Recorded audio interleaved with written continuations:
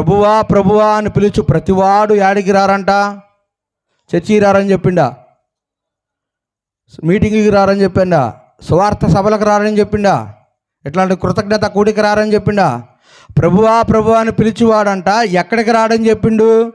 పరలోకంలో రాడంట. ఎక్కడికి రాడంట అంటే సువార్త సభకు వస్తాడా? వస్తాడు. ఇలాంటి కృతజ్ఞత ప్రార్థనకు వస్తాడా? వస్తాడు. ఇంకా పెద్ద మీటింగులు పెడితే 10,000 డబ్బులు ఇస్తాడా? ఇస్తాడు. అన్నీ చేసినా కానీ ఈ భక్తిని దేవుడంట యాక్సెప్ట్ చేయడంట, అంటే అంగీకరించడంట. ఏ భక్తిని?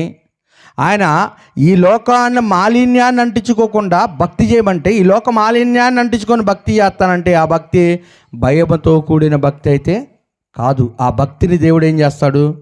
యాక్సెప్ట్ చేయడు. అందుకనే యేసుప్రభు అంటాడు, ప్రభువా ప్రభువా అని పిలిచి ప్రతివాడు పరలోక రాజ్యం రాడు, కానీ నా తండ్రి చిత్త ప్రకారం ఎవడైతే చేస్తాడో, ఆయన ఆజ్ఞలు ఎవడైతే పాటిస్తాడో వాడు మాత్రమే పరలోకంలో అంగీకరించబడతాడు అని చెప్పాడు. మన జీవితాల్లో దేవుడు